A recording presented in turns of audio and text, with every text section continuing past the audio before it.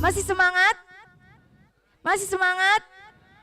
Oh, oke, nanti kalau ada peserta yang paling semangat dapat hadiah dari Bu Nana katanya. Oke, oke, sudah tidak perpanjang lagi, langsung saja kita dengarkan pemaparan materi pada pagi hari ini. Kepada Kak Joka, waktu dan tempat kami persilahkan. Ya, terima kasih sebelumnya teman-teman udah mau nunggu. Saya duduk sini atau berdiri aja nih? Berdiri atau duduk? Duduk ya, lebih enak kayaknya. Soalnya maaf ya nunggu lama karena saya mungkin disleksia ya. Sebelumnya Assalamualaikum warahmatullahi wabarakatuh. Jadi aku itu punya kelemahan yaitu kayak baca map, tanggal ataupun istilahnya disleksia, untuk nyusun kata-kata pun agak susah. Jadi paling aman ya kalau kemana-mana pergi jauh ya nge-Grab gitu. Kalau deket-deket masih pakai kendaraan sendiri oke. Sebelumnya pernah tahu belum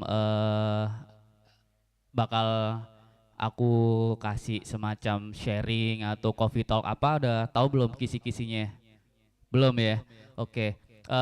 Aku mau tanya, kemarin kan sudah pernah kalian ikut kayak workshop foto gitu? Sudah? Pakai handphone kayak gitu ya. Terus kalian juga sudah pernah diajarin tentang personal branding gitu ya, sudah ya. Jadi aku kesini tuh hanya pengen kayak sharing dari yang sudah kalian kerjakan. Lalu tema yang bakal kita bawa adalah itu tentang branding, brand identity and strategisnya gimana gitu ya. Kalau boleh ada slide-nya Mas.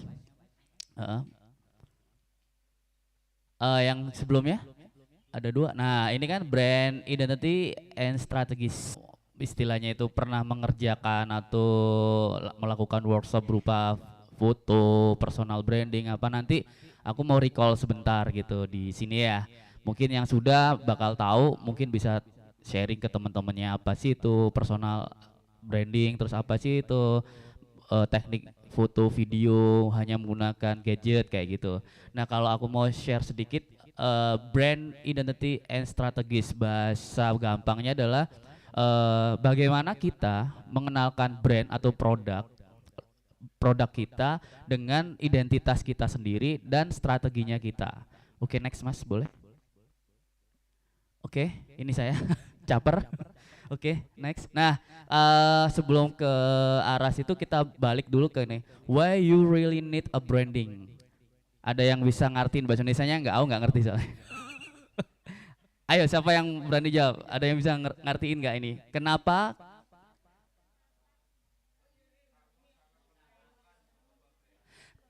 Betul. Kenapa kamu sangat membutuhkan branding? Kalau kamu lihat di samping itu mungkin agak silau ya, maaf ya. Aku nggak ngerti kalau lightingnya setinggi ini. Jadi ini ada logo Nike. Bisa di zoom nggak Mas? Bagian kanannya biar teman-teman bisa. Jangan dulu, jangan di next dulu. Di zoom gitu. Nah, terus. Oke, geserin dikit biar kelihatan total sampai ke kanan, geserin. Nah, kan ada ngomongin brand is not just a logo. Jadi brand itu nggak hanya soal logo. Kalau centang ini kalian tahu apa? Nah, berarti branding dia udah nyampe ke kalian. Niken ya mereknya ya. Apa? Nike ya. Oh sorry, kira Niken tadi. Terus brand is not just an identity. Bukan sekedar identitas, bukan. Brand is not just a product. Kalau aku ngomong Nike pasti otak kalian mikirnya apa? Sepatu, apalagi? Centang, apalagi? Baju. Nah, sebenarnya itu. Ketika ngomongin brand identity berarti aku ngomong Nike, top of mind kalian atau yang pertama kali di otak kalian adalah sepatu. Itu top of chartnya. Nomor 2-nya bisa baju, nomor 3-nya centang, nomor 4-nya bisa Niken kayak gitu. Itu bebas, tapi top of chart atau top of mind-nya pasti sepatu. Berarti dia sudah goal untuk ngenalin produknya. Jadi brand are personality and uniqueness. Brand itu harus kelihatan personal dan unik gitu kan. Dan Therefore, they add value. Ngomong apa gue kira? They provoke interest, have a tremendous economic and social influence. Ya udah skip ya, jangan ditanya, saya nggak bisa jawab. Oke, kita ke bawah.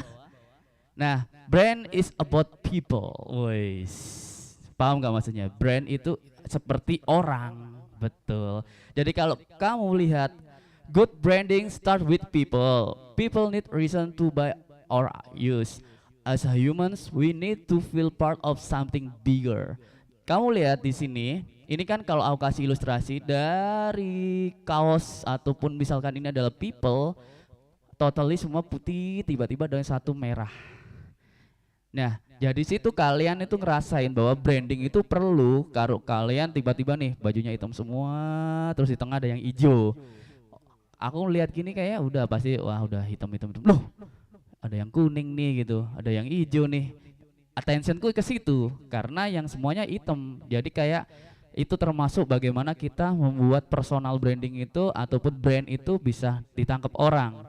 Mungkin kalau kita lagi di pasar kan banyak orang nih. Tiba-tiba ada yang telanjang badan gitu ya, half gitu terus joget-joget.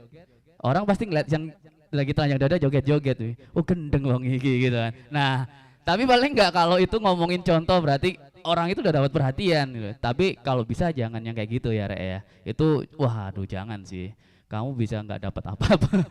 Terus branding is two-way process. Jadi ada emotion bonding atau bahasa gampangnya itu terjadi dua arah, konsumen atau pembeli ataupun siapapun pengguna jasa kalian dengan kaliannya sendiri, entah itu kalian punya produk atau kalian adalah jasa di situ.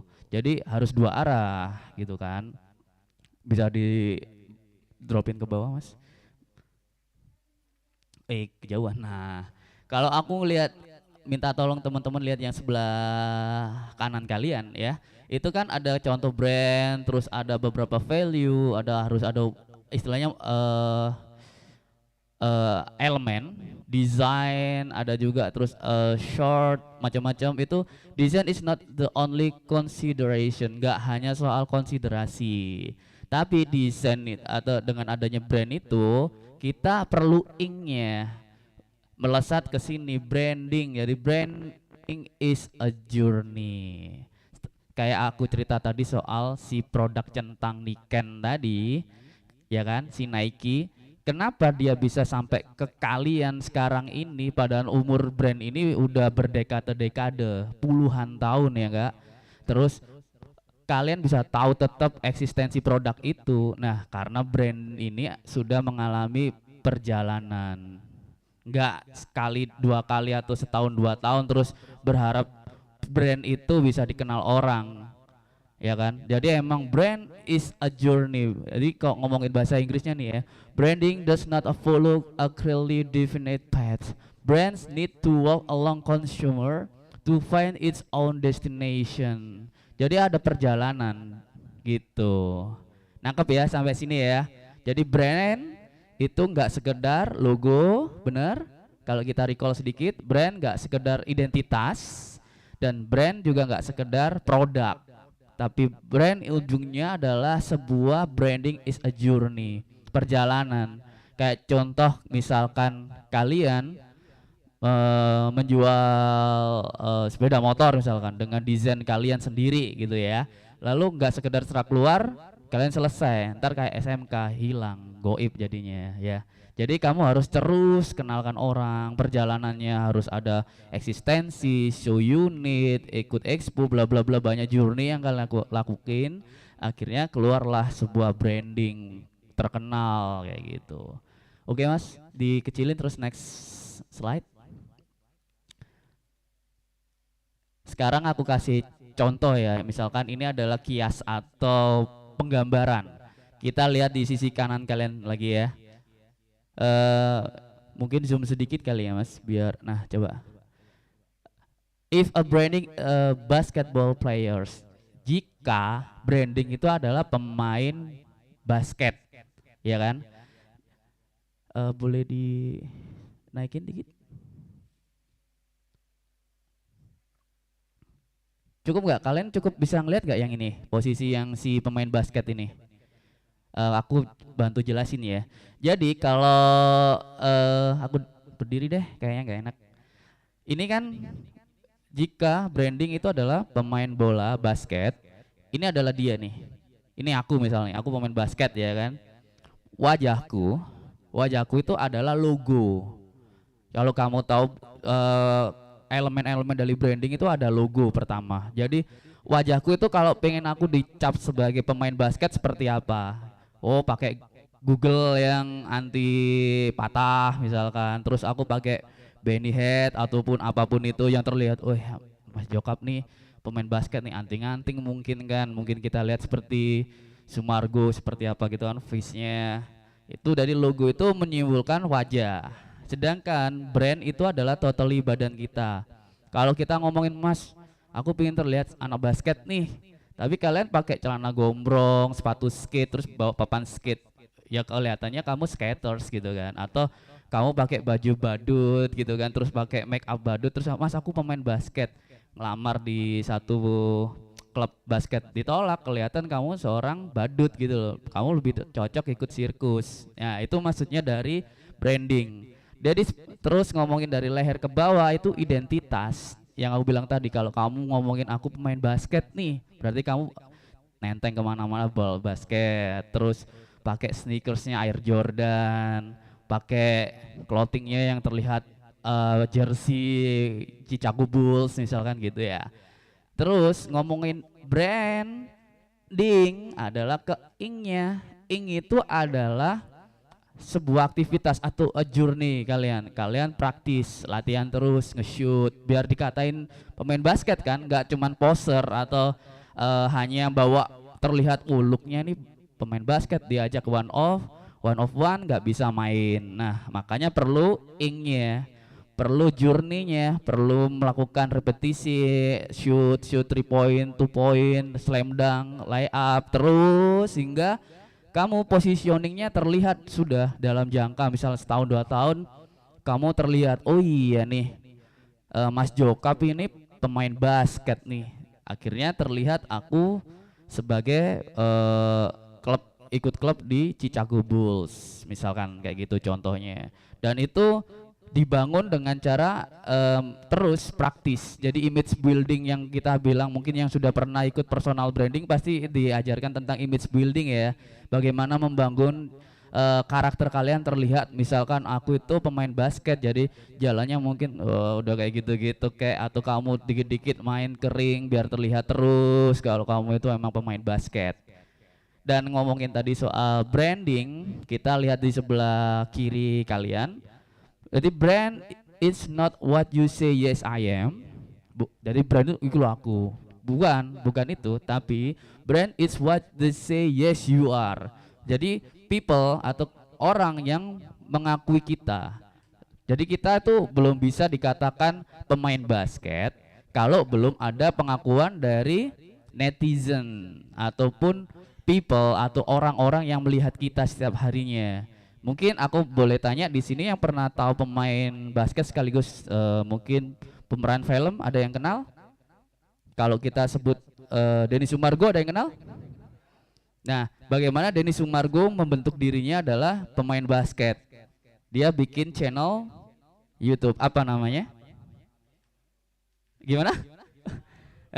Gak apa-apa. Paling enggak kalian udah notice kan bahwa dia adalah pemain basket, padahal dia lebih banyak main film daripada dia main di lapangan. Kenyataannya seperti itu. Tapi gimana? Orang lihatnya adalah Denny Sumargo pebasket. Akhirnya dia bikin channel yang pembasket sombong itu, yang lempar dari jauh. Itu pun juga dia beneran praktis, latihan setiap hari hingga dia bisa bikin konten itu. Itu maksudnya kompleksnya. Kita ngomongin ini Denny Sumargo, mukanya dibikin terlihatan basket banget waktu itu. Kalau sekarang terlihat kayak ya udah bapak-bapak gitu ya kan. Terus dia setiap hari latihan terus hingga dia bisa bikin konten pebasket sombong tadi. Terus dia membuat identitasnya, positioningnya hingga image building terbentuk lewat channel. Channel itu bakal kita bahas di BMC nanti kalau cukup waktunya ya. Oke, dari brand is not what you say yes I am, brand is what they say yes you are. Jadi kita yang ngakuin kan kalau Denny Sumargo adalah pemain basket. Nah, jadi kalau ini kan mungkin teori-teori ya, hampir sama kayak tadi. Eh, jadi kalau ngomongin teori yang ini, brand is not logo, identity udah aku bahas. There's people tadi, bagaimana kita brand help people to choose product they need. Jadi kalau kita ngomongin warna, kenapa kita harus diferensiasi, dalam istilah di SWOT kan ada ya diferensiasi. Jadi kita itu biar membantu pembeli ataupun customer yang bingung untuk segera bisa kita arahkan. Contoh, aku pengen nih eh, ikutin aktivasi sekarang setiap hari ada Car Free Day dan lari gitu kan, dan butuh sepatu. Dan kamu, jika kalian semua ini adalah pebisnis sepatu, kalian harus bagaimana bisa memposisikan produkmu adalah sepatu lari. Karena kalau nggak sesuai, kalian bingung, orang pembeli pun bingung. Aku pengen sepatu kok ditawari kayak sepatu Vans ya, Ventela ini apa cocok ya buat lari ya. Akhirnya kamu membuat positioning dengan warna merah ini. Oh, kalau running itu ujungnya agak neku, didesain lebih enteng, light, terus warnanya yang mencolok, hijau neon kayak orange neon, kesan untuk sepatu sport gitu kan. Akhirnya di sini tuh ada yang niru kayak Vans, Ventela lah apa, nggak kepilih karena kalian produk kalian adalah yang aku butuhkan sebagai orang yang pengen ikut Car Free Day di pagi hari. Dari ini maksudnya brand help people to choose product they need kayak gitu. Terus ada namanya fokus di branding itu ya kawan-kawan ya. Jadi kalau kita lihat di sini ada gambar sepatu Nike, ini ada yang ngeblur, ini ada yang fokus. Jadi branding itu juga perlu fokus ya. Jadi kalian untuk memposisikan kalian juga harus fokus. Jadi jangan terus misalkan nih ada yang suka ilustrasi nggak di sini atau menggambar? Nggak ada. Misal ada yang suka foto dan video? Ada. Nah, ketika itu kalian lihat ada orang bikin channel YouTube dengan cara lain, misalkan unboxing sesuatu, padahal kalian itu ketertarikannya di video dan foto. Nah, dari situ kalian perlu fokus. Mungkin kita tergiur dengan orang yang kayak review game, ada kan ya, siapa yang bisa sering lihat YouTube games gitu, Winda bersaudara, Basudara, kalian kan pengen jadinya, wih kayaknya enak nih ya. Padahal kalian lebih bisa di video ataupun unboxing mainan misalkan. Nah, dari situ kalian perlu fokus, jadi jangan tergiur. Kalau aku pun sama, waktu itu pun waduh musimnya apa nih ya, pengen ikutin tren gitu kan, tapi nggak bisa fokus. Ketika kita hanya jadi tailor atau pengekor, kita akan kalah dengan yang sudah duluan atau pioner kepalanya. Jadi kita baiknya cari sesuatu diferensiasi yang kita belum ada pesaingnya ataupun kita pionernya kayak gitu. Oke Mas, next. Ini sih hampir sama, ini ngomongin why first impression are important. Jadi ngomongin soal first impression atau pandangan pertama, bahasanya kayak kamu naksir dengan seseorang pasti kalian lihat dari pandangan pertama kan ya. Jadi kalau aku kasih contoh adalah sebelah kanan ini aku, yes we are the archaeology, jadi ya aku ini seorang arkeolog gitu kan ya. Jadi kalau kamu ngomong aku arkeolog tapi kamu fashionnya seperti ini, walaupun ini nggak salah juga ya kawan-kawan ya, kanan dan kiri ini nggak ada salahnya juga, tapi ketika kamu ngomong ordinary commodity dan ada design value add, itu bakal lebih ngebantu. Kalau ngomongin elemen dari brand kan ada logo, habis itu ada desain, ada graphic di standard manual atau brand guideline gitu kan. Kamu lihat dengan Mas yang ini, dia fashionate, dia pakai celana denim biru, dia terlihat charming, dia bawa apa itu post bag gitu, dia pakai handsfree iPad ataupun iPhone gini kan ya. Jadi menambah awesome resultnya, dia menambah nilai jual kalian. Jadi kayak kalian mau menawarkan sesuatu ke klien, calon klien misalnya ya, kamu datang jalannya udah yang nggak enak banget, terus ya maaf misalkan kamu terlihat acak kadut gitu kan, rambut terurai ataupun jilbabnya miring-miring gitu, itu first impression. Jadi kalau aku ketemu dengan klien pun, aku ini cerita real ya. Aku tuh dulu suka dengan fashionku apa adanya. Aku tuh celana robek, rambutku gimbal ya kan. Tapi aku ngerasa ilmuku tuh bagus. Aku bisa ngedesain bla bla bla. Aku tuh bisa ngerasain, aku bisa ngerjain gitu kan. Adalah cerita itu orang butuh design identity untuk bisnisnya dia, fashion waktu itu. Aku meeting ke TP. Kalian pernah tahu TP ya? Tunjungan Plaza. Akhirnya ke TP nih, ketemuan di Excelso. Ngomong alur ngidul aku, nggak ditoleh. Kenapa? Karena first impressionku terlihat kayak acak adut gitu ya. Padahal aku ngomong, aku nih karyaku bagus-bagus pak, outputku udah kasih tahu nih pak, buka laptop gini gini gini. Orangnya malas ngeliat aku.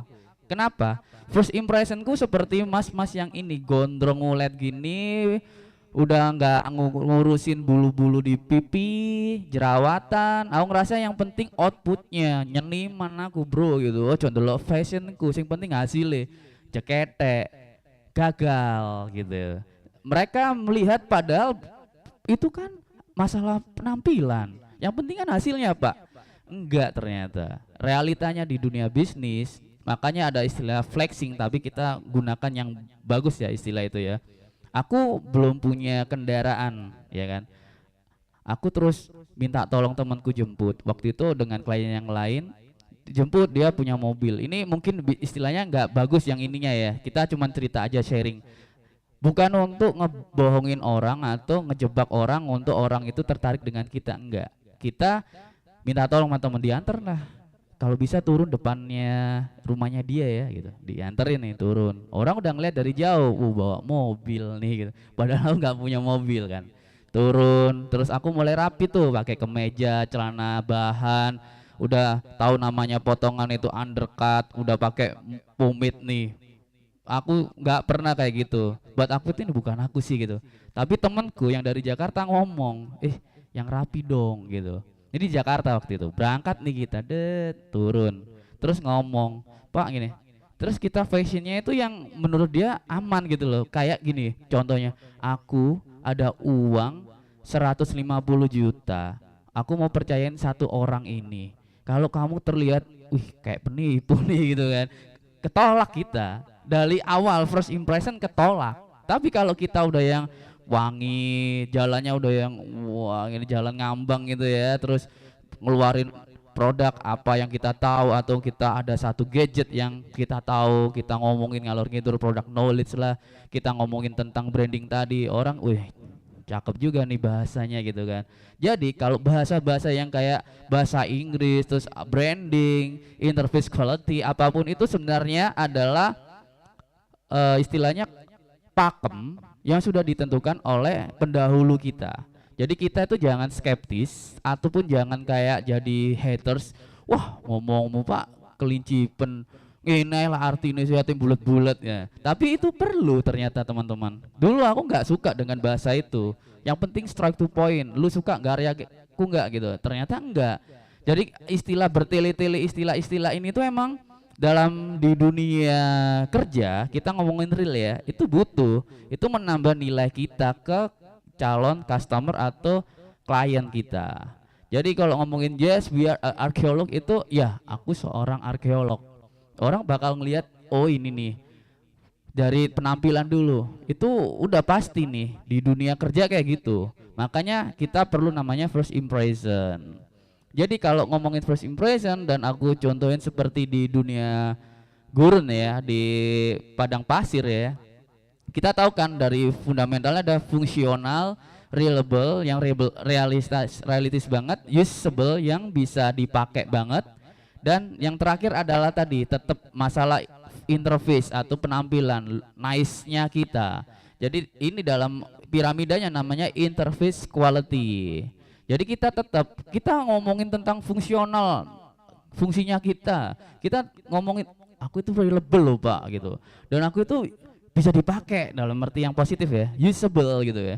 Apapun misal kita jasa ataupun kita menawarkan produk, ini semua udah dapat pakemnya, tapi kita nggak nice. Nice itu meliputi attitude. Ada yang tahu nggak attitude apa? Sikap, betul. Attitude itu sikap kita. Kalau kita yang udah sombong jalannya petentang-petenteng, klien pasti udah yang gedek gitu lihat kita kan. Jadi dengan semua nilai-nilai yang kita sudah punya ternyata masih belum kalau kita nggak nice, bersikap baik, attitude kita kayak gitu. Terus nih perjalanan nih, dari situ ada impactnya, namanya nice design impact. Kalau ngomongin produk, kalaupun nggak pakai produk, kita ngomongin nice impact doang kalau kita menawarkan jasa kita ya. Jadi orang bakal like dislike gitu kan. Jadi kita ngomongin berapa jumlah di sini Oasis ini. Oh, yang like lebih banyak daripada dislike. Itu ngomongin soal rasional kita, first impression tadi kan. Dan untuk ngomongin nice lagi itu setelah ngomongin impact-nya ataupun efek ataupun hasil dari attitude kita, orang bakal suka dengan kita daripada yang nggak suka. Perjalanan lagi, nice information impact. Jadi kalau jadinya kita itu lebih dibantu orang ataupun kita lebih bisa ngebantu orang. Misalkan kita ngomongin jasa, tiba-tiba kita baik nih sama Mbak Nana nih atau Bu Nana. Bu Nana tiba-tiba tahu kalian salah satu kalian ini ahli video atau foto produk makanan minuman gitu kan. Tiba-tiba Mbak Nana atau Bu Nana punya klien nih, tiba-tiba sama si Mbak ini aja saya kenalin. Nah, itu efek dari nice atau attitude kita. Kita ngerasa nih ilmu kita ada, kita udah yang bagus banget. Tapi kalau kita sombong, kita petentang-petenteng, nggak nice, kita nggak dapatin nice impact. Kalau misalkan dapat nice impact, banyakkan like daripada dislike-nya. Ketika ada seseorang butuh dengan satu kemampuan kita atau produk kita yang kita jual, ada satu orang ini, orang nomor 2 ini merekomendasikan ke kita. Akhirnya orang itu langsung hubungin kalian. Itu bentuk dari attitude. Ngomongin itu lagi, terus ngomongin soal nice information impact. Jadi setelah itu orang bakalan getok tular bahasa Jawanya. Apa-apa, dari dia ngomongin ke orang lain, ini loh si Mbak ini, si Mas ini. Dari sini terus ngomong terus. Getok tular, jadi kalian udah terkenal dalam sisi bisnis jasa kalian atau produk kalian. Dan kalau dari sisi customer, jadi kalau kita jadi kalau kita ngomongin ke customer itu bisa ngeliat, misalkan ini dari semua customer ini kalau sudah bagus banget produk kita ataupun jasa kita, orang pasti langsung noleh. Sedangkan yang satu ini dia masih kebingungan. Aku tuh butuh desain wis opo yo gitu. Terus lihat kalian lewat padahal tapi nggak ketok desainer ya wis tak barno ae. Nah, kayak gitu ngomongin soal first impression, betapa pentingnya. Why first impression are important tadi. Oke, Mas, next slide. Masih banyak waktunya. Nah, aku sekarang mau bertanya nih. Dari 3 orang ini ada yang tahu nggak kalian? Nggak ada. Yakin? Does anyone know who they are? Oke, slide berikutnya, Mas. Kalau ini ada yang tahu? Penemu iPhone. Siapa namanya? Hah? Hafid. Hafid Abu Ibrahim. Nah, udah benar. Ada yang mencoba lagi? Coba, ada? Siapa? Steve Jobs, Masya Allah. Nanti dapat hadiah. Sekarang aja dah. Benar. Langsung sini Mas. Aku kasih hadiah, Mas. Wih. Dapat stiker pack nih. Keren. Nah, ini adalah Steve Jobs. Jadi kalau aku bilang tadi, 3 orang ini ada yang tahu nggak? Nggak ada. Kalau aku gini tahu Mas, Steve Jobs. Slide berikutnya, Mas. Betul, Steve Jobs. Ya kan, dengan stylenya dia yang hitam. Itu ya, stylenya selalu gitu aku lihat. Dan pakaiannya cuman hitam sama celana denim, sepatu New Balance. Itu di kamarnya pakainya cuman satu itu aja. Pakainya cuman hitam polos dan celana denim itu terus dan sepatu New Balance, dan itu jumlahnya puluhan. Tapi satu aja, bayangin kalian bisa nggak sanggup kayak gitu, pakai t-shirt hitam aja, pakai denim biru aja, blue jeans itu, tapi lemarinya panjang gitu. Next, Mas. Nah, kalau kamu tadi aku recall sebentar, 3 orang itu sebelah sini, ini Steve Jobs muda, ya kan? Dan tengah ini adalah Ronald G. Wayne dan sampingnya adalah partner dia banget namanya Steve Wozniak. Kalau aku bilang tadi bagaimana branding dan personalnya, ketika aku ngomong Apple atau iPhone, yang kalian tahu pasti Steve Jobs-nya aja, ya kan? Itulah gunanya personal branding atau brand identity. Identitasnya dia Steve Jobs itu. Padahal ini mereka bertiga yang punya, ini mereka bertiga yang bergerak, mereka bertiga. Justru yang paling punya duit nih Bapak Ronald nih.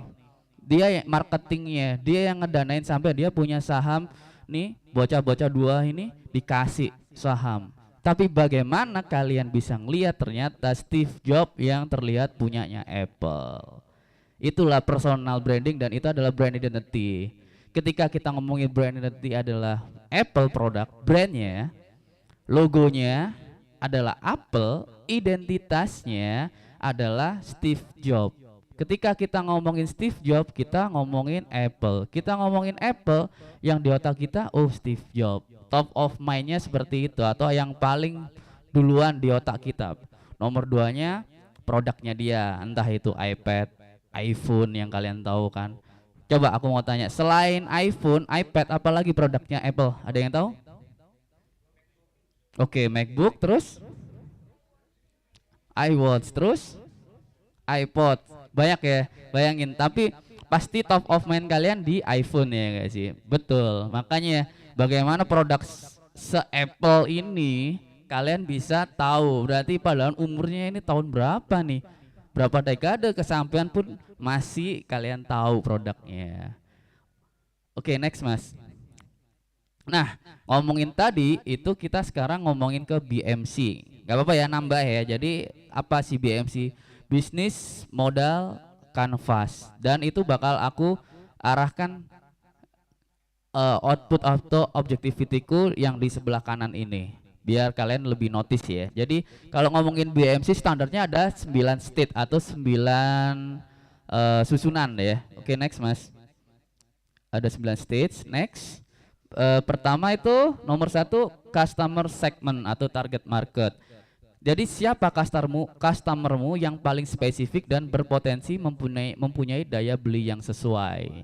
Ini ngomongin BMC ya. Jadi mungkin agak lompat dikit. Paling enggak aku hanya pingin fundamental aja, dasar aja share ke kalian, ya kan. Nomor 2, kita cepet-cepetan aja Mas. Value proposition. Jadi produkmu harus mampu menunjukkan bahwa apa yang ditawarkan memberikan manfaat baru buat si customer atau calon customer. Oke? Yang ketiga, channel. Aku bilang tadi, sempat aku singgung di awal-awal tentang channel atau media. Ketika aku ngomongin seorang Denny Sumargo, dia membuat YouTube, ya kan? Atau kita ngomongin tadi gamer siapa yang kamu kenal? Winda Bersaudara, ya kan? Dia pakai apa? YouTube juga ya. Di Instagram lebih powerful atau YouTube dia? YouTube, betul. Berarti itu maksudnya dari channel atau media adalah gunakan media platform yang sesuai dengan produkmu atau jasamu. Misalkan nih, kamu ngerasa kamu ini seorang videographer atau kamu seorang foto produk makanan, terus kamu mau taruh di YouTube, kamu juga harus tahu pasar gitu kan. YouTube itu penggunanya seperti apa.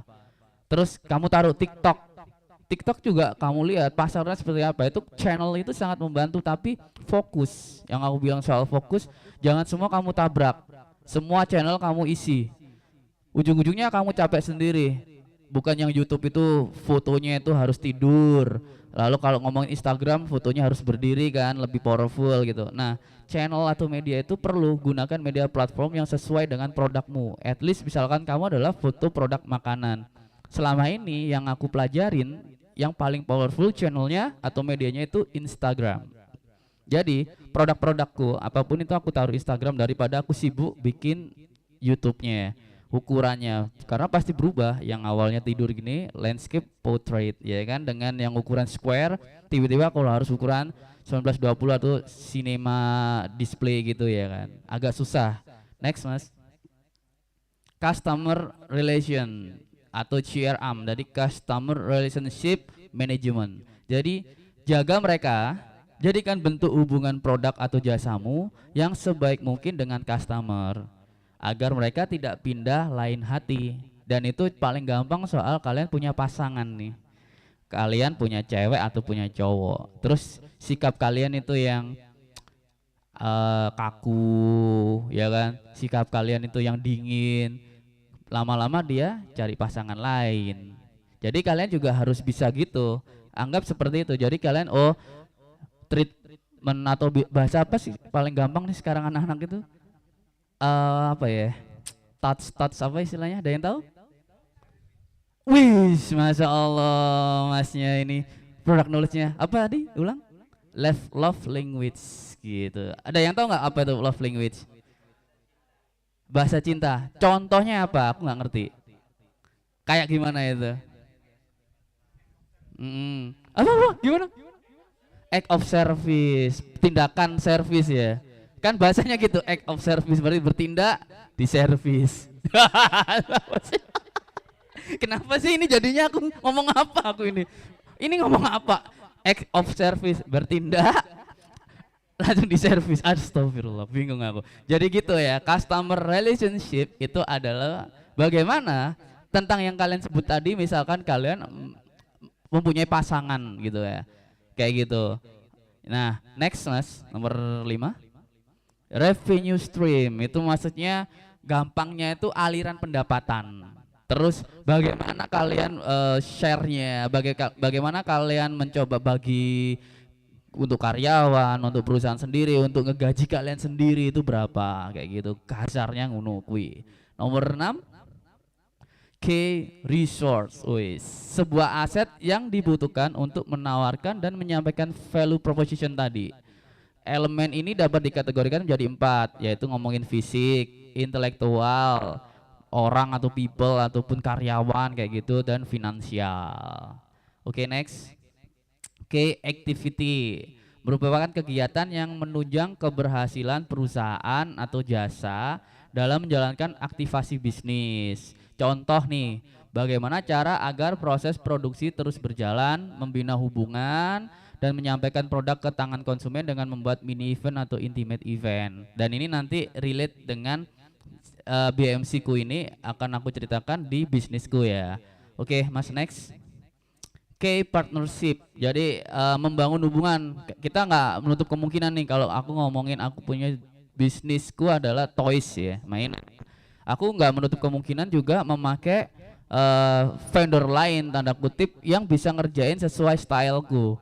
Kalau soalnya kalau aku main sendirian, aku nggak mampu ngejar target bisnisku. Jadi aku tetap mencari orang atau istilahnya aku mendelegasikan atau membuat inkubasi, atau bahasa gampang inkubasi apa ya? Aku bikin satu wadah pelatihan hingga akhirnya terpilih berapa orang bisa ahli menggunakan desainku, menggunakan styleku yang mirip, hingga aku bisa mempercepat order. Misalkan ada klienku membuat desain mainan nih dari Prancis, satunya dari Brazil, mereka butuh waktu yang bersamaan. Gak mungkin dong satu orang aku sendiri yang ngerjain. Makanya aku inkubasi hingga akhirnya ada 1 orang, 2 orang yang bisa repetisi desainku dan bisa menuruti istilahnya omset yang sudah aku buat gitu. Oke, next. Cost structure, maksudnya itu pemerataan biaya atau bagi tiap divisi untuk dapat menjalankan aktivasi. Jadi pemerataan biaya itu tersebut disesuaikan dengan value proposition tadi. Ini berat sih, tapi paling enggak itulah yang pengen aku sampaikan. Kenapa kisi-kisi ini sengaja aku selipkan di pemaparan sekarang ini, karena bakal aku sampaikan soal ini yang sebelah kananku di bawah ini. Kalau mungkin kalian butuh tampakan lebih detail, aku angkat ya, 1 aja deh. Nah, ini balik ke sekarang realnya aku sebagai apa di sini ya. Ketika ngomongin brand identity, paling enggak aku pengen ngomongin objectivity-nya. Aku itu sekarang lagi jalan di bisnis mainan. Selain aku punya desain studio, jasa kayak desain logo, bikin website, bikin sosial media manajemen, bikin foto produk, TVC apapun itu, television komersial. Aku juga punya lini bisnis baru namanya itu Artonesia. Artonesia itu kayak publisher, bukan community. Jadi kerjaannya itu inkubasi, mengumpulkan orang-orang seniman yang lebih fokus ke ini seperti ini art toys gini. Lalu aku pasarin keluar gitu. Walaupun tetap bikin exposure-nya di Indonesia, kayak ikut expo di Jakarta, sering ikut isi workshop, tapi ujung-ujungnya juga pasti jualan gitu loh. Walaupun di aktivasiku nirlaba gitu atau enggak nyari keuntungan banget. Kayak contoh ini mungkin kalian nggak ngerti ya ini apa ya, ini tuh mainan bekas dan aku otak-atik dan dengan cara namanya itu shadow frame. Jadi bagaimana yang mainan bekas yang kalian temuin di bak-bak mainan bekas kalian atau bak-bak mainan adik kalian yang nggak terpakai, lalu kita otak-atik, kita withering, kita warnain dan kita bikin seperti ini, ya kan? Ini kalau teman-teman yang kelahiran 80-an bakal tahu ini mainan apa. Emang karena target marketku sebenarnya bukan anak kecil yang suka mainan selesai, bukan kayak gitu kayak kita lihat di Kids Station atau di Toys Kingdom, bukan ya. Jadi ini lebih ke collectible gitu. Untuk para kolektor atau orang-orang kidal kayak aku yang pingin merecall atau nostalgia masa kecilku. Jadi aku jualnya itu. Jadi ngomongin soal niche produk dan spesifik yang aku bilang tadi, ketika semua orang jual mainan, lalu aku mencari positioningnya, mainan seperti apa dan target marketku tadi apa. Contoh yang tadi kan ada t-shirt putih, ada yang merah satu. Nah merah satu itu ini. Aku ngejual hanya mainan-mainan yang Jepang, karakter-karakter Jepang, dan itu sempat masuk di TV-TV dunia, entah itu di Brasil, di Prancis, di Indonesia sendiri masuk. Contoh kalau aku mau cerita tentang Tetsujin dan Black OX ataupun Google Five, mungkin bapak-bapak di sini ada yang tahu Google Five. Nah, cuman itu aja sih. Nah, jadi orang-orang mungkin adik-adik yang kelahiran 2000 atau 90 ada yang nggak ngerti gitu kan. Tapi karena aku nggak mau dimain di pasar yang sama, yang istilahnya buka ceruk nih, Blue Ocean, aku cari Red Ocean kayak gitu. Kalau ini ada yang tahu nggak? Ini kayaknya cukup familiar sih dan filmnya masih ada, masih diproduksi gitu. Entah berapa dengan lini-lini yang lain. Ada yang tahu? Ada yang tahu? Siapa yang jawab Star Wars tadi? Umurnya kelihatan. Enggak bercanda. Nah, Star Wars ini. Dan ini juga mainan junk, atau kalau kalian tahu ada namanya McD. Maaf ya aku sebut ya, McD, KFC punya hadiah mainan-mainan Happy Meal. Kalian tahu? Nah, ketika itu dia ngeluarin seri Star Wars, ya kan? Terus bagaimana mainan yang hanya 15 ribuan kalau dinilai itu bisa berharga 5 juta untuk satu ini. Bagaimana kita bisa memposisikan produk murah itu jadi mahal? Ya itu maksudnya di branding. Ketika tahu sepatu itu murah bahannya, HPP-nya, tapi bagaimana ketika logo centang itu nempel di sepatumu bisa 2,5 juta, bisa 5,5 juta, kayak gitu. Itu fungsinya branding. Kalau kita tahu t-shirt yang aku pakai pun misalkan ini ya, wah mas kaos iku polos iku nduk pasar Atom 15.000 mas, sakodi mek 50.000 misalnya. Nah dari situ kita ngerti loh, HPP itu orang ngerti semua mas. Customer itu ngerti HPP, sablon itu piro regone, kayak gini tuh harga total berapa satu. Tapi ketika sudah ada logo ini nempel dan ini sudah jalan bertahun-tahun, sudah orang ngerti semua, bahkan dari yang masih remaja hingga dia punya cucu, cucunya pun tahu produk itu, berarti brandingnya jalan dan kamu bisa seenak udelmu ngehargain produk itu. Contoh ngomongin ada satu brand fashion terkenal ya, nggak masuk akal, dia jual sandal ya kan, itu harganya 5 juta. Bayangin tuh, sandal jepit 5 juta, sandal jepit dan bisa dipakai untuk ke kamar mandi. Itu bagaimana fungsinya branding. Yang make itu artis, dia bayar artis untuk dia pakai. Yang buat videonya juga seorang videografer terkenal, bakal dia itu sutradara waktu itu, bikin iklan TV hanya 30 detik si sandal itu, ya kan. Jadi mahal terlihat karena itu branding journey-nya, perjalanannya. Dan ngomongin soal BMC tadi kan kita ngomongin soal partnership tadi, dia milih gitu loh, nggak asal partnernya, dia milih oh kudu ambek iki rek, wis kudu iki sing gawe artis iki, oh Raffi Ahmad. Bayangin ada satu produk roti, ada yang ngefitnah roti itu mempunyai bahan kimia apa, dia ngeluarin budget hingga ratusan juta hanya untuk memakai Raffi, brand ambasadornya, untuk memperbaiki nama dia. Betul. Apa? Betul. Masnya pinter. Hingga roti itu sekarang eh, mendapatkan perhatian lagi, walaupun beberapa sisi teman-teman penggiat di dunia periklanan ngerasa sudah mati produk itu, tapi at least dia se-effort itu dia harus bayar Raffi Ahmad. Nah, itulah fungsinya branding, brand dan ink-nya ini banyak banget. Dan ngomongin soal mainan ini pun aku kasih contoh ini. Ada yang tahu soal ngomongin mobil-mobil diecast merek Hot Wheels? Tahu? Ini Hot Wheels. Harganya kalau kalian tahu berapa sih Hot Wheels sekarang? 50 premium kali ya. Yang mungkin yang agak biasa banget yang kart reguler 35 30 ya. Yang di toko-toko kayak minimarket. Yang di Indomart. Nah, lalu aku komposisikan, kalau di istilah teman-teman di dunia entah apapun itu, dunia kreatif ya, bisa di dunia desain ataupun di dunia film, namanya itu steampunk atau dieselpunk. Pernah istilah itu pernah dengar belum? Belum ya. Jadi aku rubah ini, aku cari marketku orang yang tertarik dengan steampunk dan dieselpunk. Ini hanya mainan seharga kurang dari 50.000 waktu itu. Aku beli baru emang yang ini. Lalu aku tempel-tempelin beberapa part dari part-part bekas. Kalau kalian lihat ini ada kayak menjuntai-menjuntai kawat, tahu nggak itu apa? Ini senar gitar. Senar gitar yang sudah mati, yang berkarat. Aku lem. Terus tahu nggak di belakang ini apa? Belakangnya kayak gas boosternya itu, bulat-bulat kecil. Tahu nggak apa? Dari apa? Tahu nggak? Dari ini? Inilah, dua ini. Kalian tahu dari apa? Tutup lem, betul. Dari tutup lem ini, ya kan? Dan ini adalah prototipe pertamaku.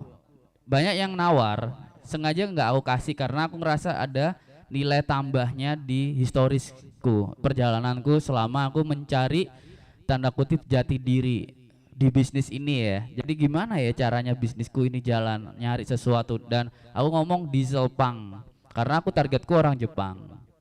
Tertarik gimana caranya orang itu bisa melihat ini dari sisi seninya aja, jangan lihat dari sisi HPP-nya atau harga bahan pokoknya, ya kan? Itu yang maksud gue bilang. Bayangin hanya tutup lem, bayangin aku hanya pakai plastik-plastik bekas. Coba Mas masukkan ke deck satunya yang Trustopia. Nah, dari situ aku membuat aktivasi atau activity, intinya itu membuat satu kegiatan, movement, pergerakan, namanya Trustopia. Scroll yang paling awal dong. Nah, ini Trustopia, dari bahasanya adalah trust itu sampah, topia itu utopia, dari utopia.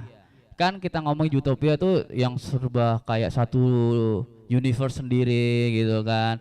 Dari utopia ada yang namanya distopia, lawannya yang serba kerusakan. Kalau di bahasa, dalam bahasa kamus besar, utopia itu artinya suatu tempat seperti Valhalla atau surga gitu yang serba bersih, bening, hijau rumputan. Tapi aku bikin terbaliknya, distopianya, namanya Trustopia. Next Mas. Ini sekilas mainan, betul nggak? Tapi kalau dari didetailin itu semuanya sampah. Bayangin, ini semua sampah, bener-bener sampah 100% yang orang nggak mau pakai udah. Next Mas. Jadi trastopia itu atau sampah topia merupakan kerangka dasar ide pemikiran kita, isu tentang lingkungan, eco-friendly dan berbagai macam istilahnya membuat kita berpikir harus ikut andil nih dan merespon isu ini dengan cara kita sendiri. Kita udah tahu kan tentang isu-isu green something apa, terus global warming apa itu. Aku pengen berperan di situ. Ini ngomongin positioning atau biar orang segera dapat perhatian atau aku dapat perhatian nih dari orang-orang itu. Walaupun aku menilai ini hanya 1% daripada si Pandawa. Pernah dengar gak Pandawa yang di IG tuh? Bayangin dia bisa ngebersihin laut tuh malahan. Yang sungai-sungai nggak laut itu wah gila sih buat aku. Dan aku pengen andil juga walaupun hanya 1%. It's okay kan ya. Dari di balik tumpukan sampah yang biasa kita temui di sudut-sudut kota itu atau pertokoan atau di gang-gang sempit perkampungan ternyata bisa memiliki arti kehidupan di dalamnya. Makna kehidupan di dalamnya yang kita maksud adalah terdapat nilai lebih dari sampah rumah tangga jika dirubah atau dibuat menjadi bentuk baru ataupun karya seni yang memiliki nilai jual. Nah ini ngomongin niche market nih dan gak gampang gitu kan. Enak nih Mak, pentolnya ya. Oke. Terlalu banyak orang yang membayangkan masa depan dalam bentuk utopia kan ya. Pepohonan yang hijau, langit yang biru hingga udara yang bersih. Ya mirip cerita negeri dongeng gitu. Bayangkan saja seperti masa depan itu cukup menyenangkan sekali nih. Next Mas. Pengen. Oh kirain ngeliatin pentol pengen ya. Nah, akhirnya aku bikin namanya distopia lah ya dengan bahasaku ini dengan semua distrak yang dan beberapa referensi yang aku dapat dan kamu bisa lihat sebelah kanan bisa cukup jelas gak ya yang gambar sebelah kanan? Kalau kurang jelas aku minta tolong Mas gedein. Coba gedein dikit aja ya. Nah, aku sekarang mau tanya nanti dapat stiker lagi nih. Oke. Ayo.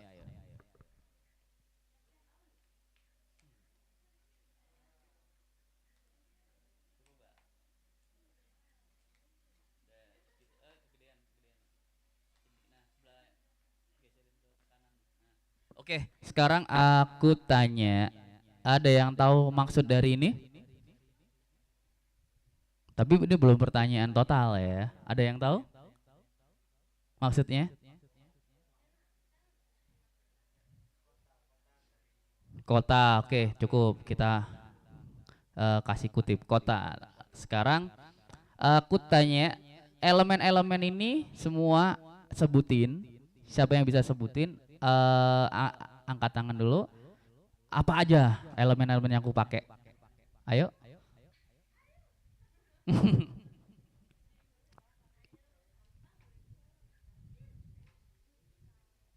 Angkat tangan aja langsung.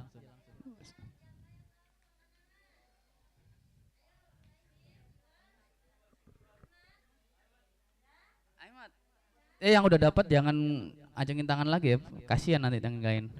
Ayo. Apa aja elemen-elemennya? Dari kalau udah sebutin semua detail dapat hadiah stiker pack dari aku. Oke, dari sebelah kiri yang cowok-cowok mungkin bisa menjawab. Langsung aja. Oke. Oke, Apa aja elemen-elemennya? perkenalkan nama dulu ya. Perkenalkan nama saya Rian Jahwati, bisa dipanggil Ria. Mbak Ria. Oke, sebutin elemen-elemennya. Di situ ada larutan cap kaki 3. Oke. Sama botol kaleng susu, Mm-mm. botol beling, sama Sprite Pocari. Kuburin. Oh iya, Isa Plus. Oke. Kurang tepat. Tapi beberapa udah benar. Gak apa-apa. Dan aku anggap benar nih mbaknya karena berani untuk menjawab. Kasih oplos Jadi, untuk mbaknya yang berani menjawab. Yang nggak ada cuman yang tadi si larutan nggak ada sebenarnya. Jadi kalau kamu lihat detailnya emang aku gunain itu Coca-Cola, Sprite, Pocari dan ini botol minuman kayak badak gitu, yang soda-soda lalu kaleng susu. Gimana caranya aku bisa menangkap messageku sendiri dua maksud, tapi tetap bisa terlihat itu adalah diorama atau mainannya. Pertama aku ngomongin soal sampah, trastopia tadi kan. Ketika aku ngomongin sampah harus terlihat sampahnya, iya boleh. Tapi ada juga yang seperti robot-robot itu udah 100% nggak terlihat. Padahal itu ada yang dari tutupnya bedak, terus ada yang dari apa itu pemutih, apa itu namanya itu aku lupa namanya, founder apa ya itu ya, kayak gitu. Nah, dan di sini tuh aku gunain semua elemen ya kan. Ada kayu juga, itu kayu ekspedisiku ya kan. Terus aku tumpuk-tumpuk dan ini emang beberapa diecast yang udah aku olah tadi. Dan yang terakhir ini bahwa kalau atas sendiri ini lampu. Ini headlamp lampu Vespa aku. Dan aku jadiin seperti ini. Nah, oke, next. Itu maksudnya bagaimana aku bisa menggunakan elemen sampah itu dengan baik dan outputnya dengan baik. Nah, ini contohnya tadi. Ini dari cefu, pernah denger gak merek cefu kalian? Pemutih itu. Nah, ini cefu nih. Nih, sampah ini aku menggunakan sampah rumah tangga nih. Terus Mas, ini hanya contoh-contoh gambar aja biar teman-teman bisa kebayang. Nah, ini dari tutup ya kan? Benar nggak? Tuh dari tutup. Next. Terus. Oke lah. Intinya gitu. Terus aja nggak apa-apa. Oke, next. Nah, ini dari, tahu nggak ini dari apa? Parfum, betul. Ada yang pernah pakai parfumnya nggak? Merek apa? Hampir mirip. Tadi X juga benar. Ini yang coklat. Jadi yang kepalanya jadi slide terus keluar. Dan ini bisa aku gunain beneran. Lumayan tuh. Jadi orang nggak ngerti. Dan ini aku pakai komponen-komponennya adalah beberapa adalah mainan rusak. Nggak ada salahnya kan. Termasuk sampah juga. Karena udah rusak, udah nggak kepake. Oke, next. Kalau ini badannya dari tahu apa? Agak bright ya. Dari kaleng minuman yang agak kontet tuh. Punyanya Krating Deng. Nah, kayak gitu tuh. Dan ini lagi ada di salah satu pameran di Surabaya Pusat, ada namanya itu Kopi Laborasi. Lagi aku pameran bareng dari kemarin tanggal 24. Oke, next. Nah, kalau ini udah tahu kan dari apa? Bayangin tuh, sepatu Air Max-ku emang benar-benar udah berumur, udah rontok outsole-nya.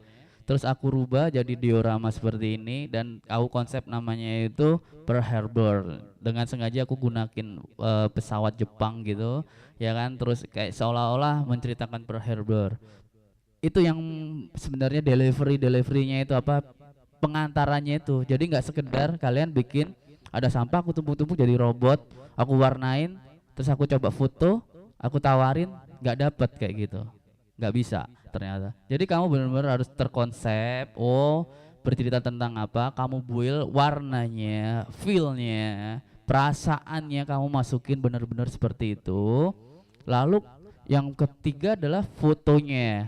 Kan itu semua sudah disebutin di branding ya. Jadi nggak sekedar soal udah ada logo belum. Tentu outputnya, fotonya, hingga ke channelnya. Kamu taruh di mana ini? Orang yang suka ngeliat kayak gini tuh siapa sih gitu loh. Kita nggak ngerti kan. Nah, dari situ kita paham apa yang kita lakuin, apa yang kita tawarin, apa yang kita mau jual ke calon customer biar strike to point atau nyampe gitu loh. Sedangkan kita nih sekarang ada namanya channel berupa Instagram, media-media lain selain dulu offline kan ya. Kalau mau jual gini harus punya toko dulu. Harus tokonya di circle yang serupa. Contoh dulu di Siola nih. Siola pinggir-pinggir tuh orang pada jualan kayak barang-barang second nih, koin-koin, uang kuno apa. Akhirnya semuanya pada jualan di pinggir gitu. Tapi ada satu pedagang yang selalu jadi aku beli dan aku sampai sekarang masih suka koleksi uang-uang kuno. Ya gitu ya. Satu orang itu selalu aku beli karena apa? Karena dia selalu eksentrik. Dia selalu gunakan warna yang kelap-kelip, pakai lampu flip-flop, terus dia itu yang charming, yang berdiri, dia menawarkan dagangannya, ayo kayak gitu. Ayo mas, conomu aku lu gendut kan ya kayak gitu. Dia sering suka kayak body shaming gitu, tapi sebenarnya masih arah bercanda. Buat kita anak kecil waktu aku masih SMA lucu nih gitu kan. Yang mau iki apa sih gitu kan. Jadi aku bilang tadi ada misal kamu di pasar terus kamu telanjang dada joget-joget itu ternyata lah mau mas gitu. Enggak, aku dodol es krim. Bayangin kayak gitu tiba-tiba aja mungkin 1 banding 10 ada yang nanya gitu kan harapannya, tapi at least jangan yang terlalu ekstrim ya. Kayak tadi bapaknya itu ayo ayo dia nawarin dagangannya. Yang lain tuh duduk diem aja itu. Jualannya sama, jual uang-uang kuno gitu, jual-jual barang-barang kayak keris-kerisan atau apa. Tapi bagaimana kamu bisa bikin attraction ke orang atau calon pembelimu untuk datang? Itu namanya first impression tadi. Itu caranya juga aku bagaimana orang tertarik karena orang yang menggunakan atau bisnis mainan banyak banget. Bahkan orang yang bisa bikin seperti ini juga banyak banget ternyata. Ketika aku inkubasi anak semea cewek dalam waktu hanya seminggu dia bisa bikin dan lebih bagus loh daripada aku. Insecure sih aku tuh. Tapi bagaimana aku mencoba positioningku, bagaimana aku mencoba membranding bisnisku, terus bagaimana aku membangun satu nama orang, karena itu juga perlu untuk menjadikan tadi kalau aku cerita tentang Raffi Ahmad di bisnisku juga ada beberapa nama yang aku pakai dan itu istilahnya artisan. Kalau pernah dengar mungkin Atit Pradana? Nggak ada yang pernah dengar ya. Kalau teman-teman suka diecast, mobil-mobil custom, ya kan? Nah, Atit Pradana itu adalah salah satu elemen yang bikin menunjang bisnis. Di balik itu, Atit pun sebenarnya juga banyak orang. Ya, salah satunya saya. Dan bagaimana juga kita memperdayakan, itu real dalam artian bukan memperbudak ya, memperdayakan inkubasi kita yang hanya waktu itu timnya hanya 2 orang, hingga sekarang ada 5. Bahkan ada satu teman di Bandung, dia itu rumahnya kecil banget, kita pernah main gitu, namanya Queen Craftland. Dia fokus jual istilahnya itu mini scale atau end scale gitu, atau kecil-kecil, tahu nggak yang mainan kecil-kecil gitu loh, kecil banget segini gitu loh, kamu ngelihatnya harus agak dekat gitu, tapi detail. Dia jualan gini-gini doang itu kecil-kecil mini scale. Dan kalau di Bandung tuh daerah Dago, aku jalan itu dia masuk gang rumahnya, ternyata masuk gang sempit gitu, ternyata pas masuk dia punya studio bagus banget, dan yang katanya cuman dari 3 orang hingga sekarang 20 orang, bayangin tuh, masya Allah. Nah dari situ kita tanya kan ke dia, namanya Max Aditya. Max, gimana sih bisa bikin gini? Dia ngomongin soal tadi, karena dia ngomongin soal BMC. Dalam artian kita akan ngomongin bisnis, berarti bisnis model kanvas itu perlu kawan-kawan. Bukan berarti kita lebay ya, walaupun aku hanya jualan sandal gitu aja, kalau di BMC-in kenapa? Hah? Gak ada yang salah kan gitu gak? Kamu hanya jual minuman-minuman rasa-rasa di depan rumah, terus kamu BMC-in, gak ada yang salah juga, jangan malu. Gak usah terus wah nggak bosong ini ribet, nggak apa-apa. Dari situ kalian bisa belajar kan bisnis model kanvas poin 1 sampai 9. Nanti kalau dibolehin sama Bu Nana, deckku boleh kok kalian copy, kalian pelajarin di handphone gitu boleh. Jadi apa sih maksud dari BMC poin-poin hingga 1 sampai 9 itu? Semuanya itu pengaruh insya Allah. Atas izin Allah itu pengaruh dari semua ini yang aku lakukan ada BMC-nya. Kenapa aku ngomongin Trustopia? Kenapa harus ngomongin tentang eco-friendly walaupun aku hanya berperan 1%? Lalu kenapa namanya Trustopia dan universe-nya seperti apa? Itu sudah aku konsepin. Bakal nanti turunnya ke YouTube seperti apa sudah ada turunannya. Jadi kita ngomongin bisnis modelnya itu bakal sampai kemana? Nggak berhenti di sini aja. Nggak berhenti hanya jadi aku punya mainan, aku punya customer tetap, bikin selesai. Karena pasti ada pasar jenuh, kalian tahu itu. Namanya pasar jenuh. Ketika orang sudah jenuh dengan mainan-mainan ini, dia bakal pindah kemana? Ke tempat lain. Gimana caranya itu orang biar gak pindah? Musimnya apa? Sesuatu yang masih relate kita lakuin gitu. Oke, ada yang mau tanya dari sini? Agak berat ya, aku juga nggak tahu nih tema dari Ibu Nana kok berani deneti nih. Tapi aku pengen banget sih share walaupun hanya fundamental atau dasar, dan ini pokok banget buat kalian. nggak perlu kalian hafal juga, nanti semoga ini bisa di-share ke teman-teman, ke kalian deck ini. Terus Kak, aku pengen sekarang pengen, kalau nggak ada yang mau tanya aku tanya aja nggak apa-apa ya? Boleh ya? Kalau mau tanya, boleh apa?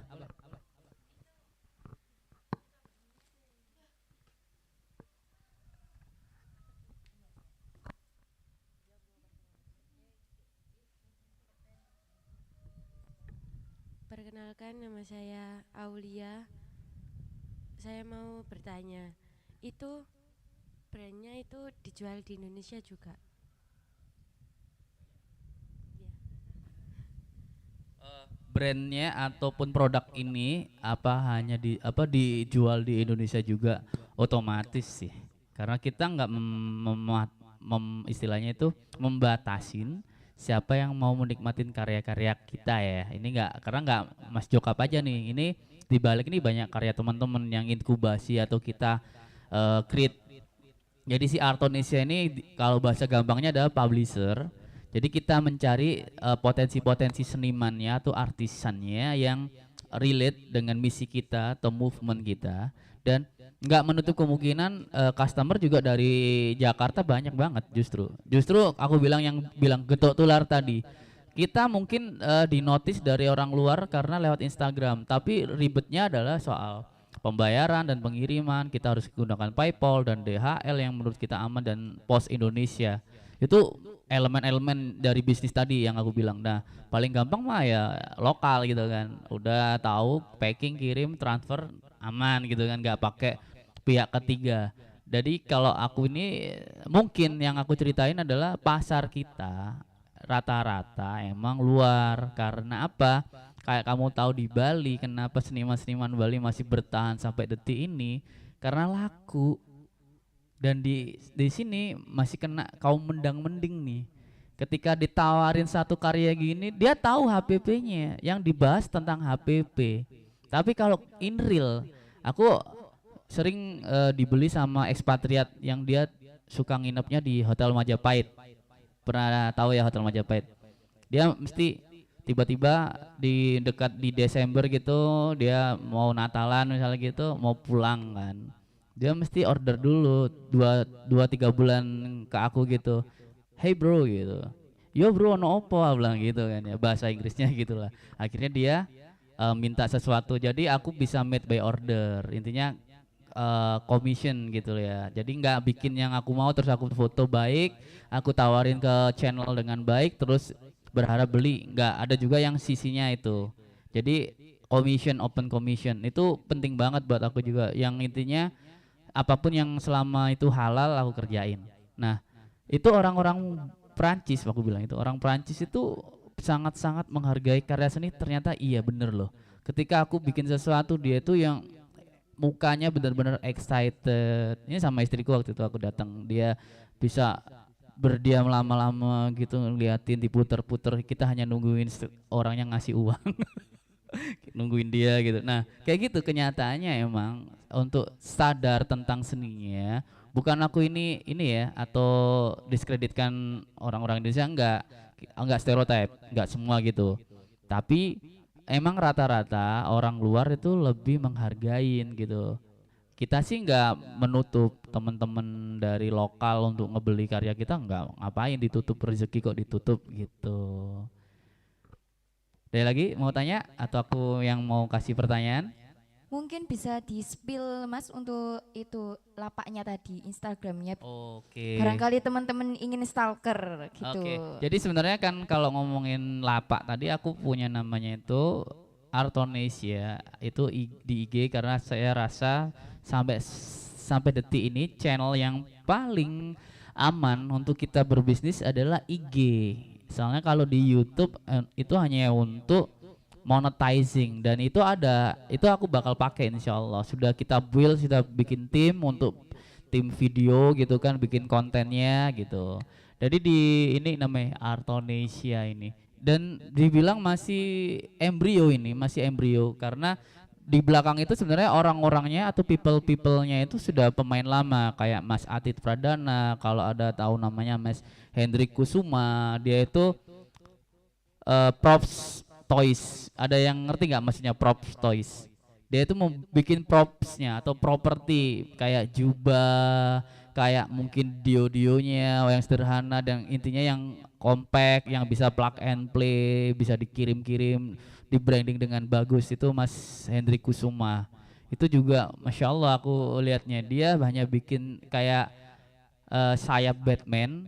Kalau kalian tahu mainan Batman dari Marvel Legend, jadi dia beli segala lini mainan, terus dia ukur, jadi kayak jadi tailor gitu, dia penjahit tapi khusus mainan, props mainan.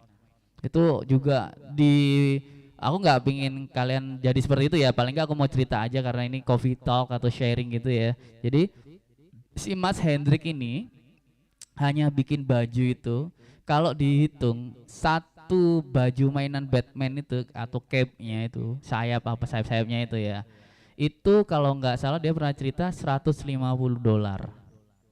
Berapa rupiah coba? Ada yang tahu nggak? Itu hanya kalau dihitung kamu beli kain apa potong-potong jahit sendiri gampang loh sebenarnya. Tapi nggak soal tadi bilang HPP dan produksi enggak. Bagaimana kita ngomongin inknya, kita ngomongin brandingnya adalah dia membuild website, dia membuild bisnisnya dia itu buildnya itu nggak setahun 2 tahun, dan dia konsistennya itu dan fokusnya itu luar biasa. Kalau kita ngomongin ya lah bikin baju Barbie siapa nggak bisa sih gitu kan, ya semua bisa gitu bikin, tapi bagaimana kita menawarkan produk kita strike to point atau sesuai ke buyer yang sesuai. Karena kita kalau gebiah uya juga capek, pasti ujung-ujungnya nanti kayak aduh tak dodolan aja aku, tak dodolan es teh jumbo misalnya gitu kan, kayak gitu. Kita ngomongin soal branding, kita ngomongin soal waktu, journey tadi perjalanannya dan fokusnya itu emang butuh mental baja. Kayak aku tuh dari ikut dari satu perusahaan besar properti di Indonesia hingga aku harus putuskan resign. Terus aku mencoba satu passionku ini dan emang cukup berdarah-darah karena pasti ada waktu yang terbuang, apakah ini percuma atau enggak kita nggak ngerti, semua itu rahasia Allah ya. Tapi bagaimana kita tentang fokus, tentang konsisten, dan kita ngomongin journey tadi, perjalanan itu akhirnya alhamdulillah menuai hasil, bikin studio mini, ada workshop juga insya Allah. Doain ya, bukan semoga jangan doa jelek ya, ini insya Allah di akhir tahun kita mau bikin kayak galeri, tapi galeri mainan khusus art toys lokal buat teman-teman kayak gitu. Wih, nggak usah, belum jadi soalnya, jangan ditepuk tangan. Masih pengajuan ke investor. Gitu. Oke, ada pertanyaan lagi atau aku yang bertanya? Kita ngomongin soal objectivity sih. Tadi dari perwakilan cewek sudah bertanya, mungkin dari yang cowok mau bertanya? Kita buka sesi tanya jawab. Perkenalkan dulu dong. Oke, perkenalkan nama saya Muhammad Nanda Indra Wijaya, bisa dipanggil Nanda. Oke, Pak, aku bertanya Pak ya. Semisal kita punya brand, semisal brand makanan gitu ya. Kita itu pemasarannya kemana? Untuk itunya mempromosikannya itu kemana dulu? Langkah awalnya gitu. Iya. Kasih oplos untuk Mas Nanda. Pertanyaannya masih cukup generate dan itu nggak bisa kejawab kalau misalkan aku ngomongin aku punya jasa studio desain atau brand konsultan. Jadi ketika kamu bertanya itu berarti aku harus buat satu creative brief, istilahnya gitu ya. Creative brief itu adalah isinya quotation atau quotation lagi kan jauh duit gitu. Jadi kayak questionnaire gitu yang isinya semua spesifiknya adalah untuk mengarahkan ke bisnismu. Kalau aku sebagai brand konsultan berarti yang ketika aku kasih kalian ada creative brief adalah masnya punya bisnis makanan F&B. Aku tanya F atau B, food atau beverage? Food, oke.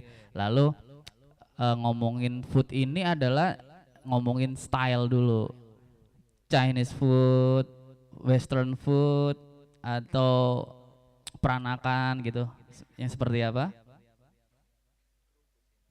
Oh kerupuk berarti lebih ke snack ya. Ya snack itu mau ngomongin snacknya itu rasa-rasa atau yang lebih kayak autentik gitu. Misalkan autentik itu, wah ini kono sing ngedol like aku gue dewi resepnya gitu. Autentik, oke contohnya apa autentik? Kerupuk beras, udah nggak autentik berarti sebenarnya. Di mana? Daripada yang lain. Berarti kamu ngomongin tentang diferensiasi itu. Oke. Diferensiasi kamu pede ini beda banget ya. Oke, kamu rasa pede itu karena harus riset dan brand konsultan bakal ngebantu riset itu. Kita akalnya bikin kuesioner. Kita datang ke satu konsumen satu ke satunya lagi. Kamu ngomongin target market sekarang. Kamu maunya pasar lokal atau luar atau lebih ke internal aja dalam skupmu atau fringe areamu. Kamu maunya apa? Luas, seluas-luasnya berarti kan. Anggap ke internasional, ya enggak? Nah, produk dia adalah kerupuk beras dan dia ngerasa dia paling beda, ya kan? Ketika dia ngomongin soal perbedaan tadi, berarti nggak ada pesaing nih. Terus bagaimana mas, aku cara bisa pasarinya, aku pengen ternyata ketahuan, dia pengennya seluasnya sampai ke kelas internasional. Berarti kita perlu melakukan ingnya adalah apa yang mereka butuhkan di produkku. Kita mimpinya ke luar negeri, ternyata orang-orang sana itu nggak butuh, mereka butuhnya pizza. Misal nih ya, berarti kamu menghadapi realita. Apakah bisa dipaksain mas? Ya bisa, tapi sebagai brand konsultan kayak aku bakal menyudahi itu. Aku bakal mengecilkan targetmu. Karena itu mempengaruhi di budgetmu. Kamu bakal ngeluar uang seberapa ke luar negeri untuk ngurusin pengiriman, bagaimana biar awet, ternyata banyak lika-likunya, ya kan? Padahal di sana jelas gak laku. Itulah gunanya seorang brand konsultan, keluar dulu riset ke pasar. Ternyata di Italia butuhnya pizza, dipaksain gimana? Gak bisa. Kita bandingin 1 banding 10, yang makan cuma 1, 9-nya nggak mau. Kamu mau paksain, wah berarti kita hanya buang-buang duit ke sana. Dikecilin lagi nih putarannya. Oh coba ke pasarnya bukan benua Eropa tapi Amerika. Amerika dikecilin lagi, yang suka mana, terus hingga akhirnya ketemu. Ketika itu kita ngomongin deliverynya tadi, pengiriman apapun itu bagaimana, terus akhirnya kita kerjasama dengan siapa, kayak gitu. Terus ngomongin kelar deh, oke ternyata Indonesia aja nih kerupukmu, ya kan. Oke pasarnya cuma Indonesia, bagaimana aku menjualnya atau ngomongin marketnya, ya kan. Nah sekarang itu ada offline dan online. Kalau dulu banyak kan offline, kita buka toko, terus kita kasih tulisan jual kerupuk gitu ya kan. Tapi sekarang ada namanya channel tadi di ngomongin BMC tadi, nomor berapa tadi kan tahu tentang channel atau media. Gunain media itu. Selain kita punya offline, kalau ngomongin budget, berarti kita harus fit out juga kayak gitu. Banyak hal paling enggak kamu harus tahu. Setelah ngomong market udah tahu bahwa cuman bisa di Indonesia nih, setelah riset akhirnya aku menggunakan offline dan online, ada budget pak, aku ada 500 juta untuk bikin toko. Itu pun tetap harus di research development lagi, R&D namanya. Jadi toko itu layaknya dibuka di mana nih? Misalkan di saat ini pasar berjalan adalah di Jalan Tunjungan. Dari sekian banyak tempat yang kamu ngomongin target market yang suka sama produkku, oh pasar Tunjungan nih cocok. Akhirnya kamu cari tempat sewa. Sewa juga harus dipikirin juga, berapa sewa setahunnya, 5 tahunnya. Kalau kamu rasa produkku ini bisa eksisnya di 5 tahun ke depan, berarti kamu harus sewa tempatnya hanya 5 tahun. Kalau enggak, kamu akan membuang waktu dan uang ketika produkmu udah nyusut atau pasar jenuh. Kayak gitu. Paham ya? Maksudnya bagaimana kamu harus tahu pasar. Luas soalnya. Bagaimana aku harus menjualnya. Luas, masih luas. Hingga akhirnya kamu bisa paham produkku ini, oh aku biar gak terlalu effort, gak terlalu banyak budget, offline aja. Online aja. Oh gunakan apa? Instagram channelnya, atau TikTok atau Shopee online gitu, kan banyak hal. Terus oh dari 3 ini aku pakai semua Pak, effortnya pas nggak? Apakah waktumu cukup nggak? Perlu tim nggak? Kayak gitu. Hingga akhirnya aku perlu Pak SMM, social media manajemennya. Jadi kamu jalanin itu, kamu key partnership tadi, kamu cari partner yang bisa ngebantu kamu, Mas. Sampai isok video, isok ngurusi Instagram konten lucu-lucu. Aku gak duit duit Mas. Ayo kerja sama gelem nggak? Misalkan engko hasilnya sampai swidak, aku petang 10% dari total, dari bukan omset tapi dari hasil margin gitu. Jadi setelah total dikurangin hingga ketemu marginnya, ya udah kita bagi Mas 60-40. Itu ngomongin BMC, bisnis modelnya kayak gitu. Banyak banget. Paham ya? Notice nggak sampai sini kira-kira? Aman? Aman, oke, siap. Ada lagi yang mau tanya atau aku mau kasih pertanyaan aja? Boleh. Gimana? Sudah? Teman-teman tidak ada yang bertanya lagi? Oh, ada. Oke, silakan, silakan.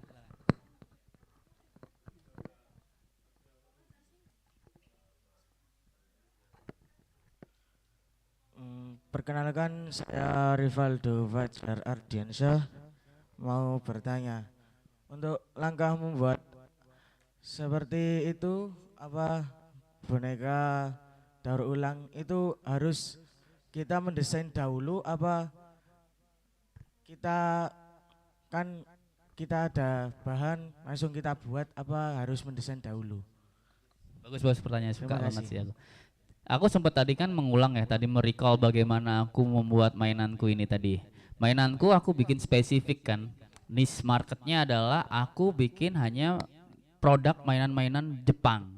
At least bukan made in-nya ya, tapi yang terlihat kulturnya, budayanya. Contoh kayak tadi aku bawa satu Gaiking, ada juga mungkin Tetsujin dan Black OX apa. Kalau contoh yang agak general itu Star Wars, dan itu waktu itu aku ngikutin pasar dan permintaan market. Tapi aku fokusnya itu niche-ku. Jadi apa? Positioning namanya. Jadi ketika semua pada mainan seperti ini, tapi ketika kamu memposisikan aku adalah specialty tokusatsu atau specialty Gundam, untuk mainan Gundam gitu kan, aku bakal dicari orang. Ketika getuk tular tadi aku yang sampein, Bu Nana nih ngerekom aku, ada nih Pak, kalau ada yang butuh mainan-mainan Jepang-Jepangan hubungin Mas Joka, dapat kan. Nah setelah itu aku ngomongin tadi bagaimana startnya. Aku bakal membuat sketch dulu, betul. Aku bakal membuat ide dulu. Contoh yang sepatu ini, Pearl Harbor ini. Aku lihat bahan. Tiba-tiba aku lihat waktu itu cerita realnya ya. Aku lihat mainan bekas pesawat ini, N-Skill ini. Loh, ini kan pesawat Jepang ya.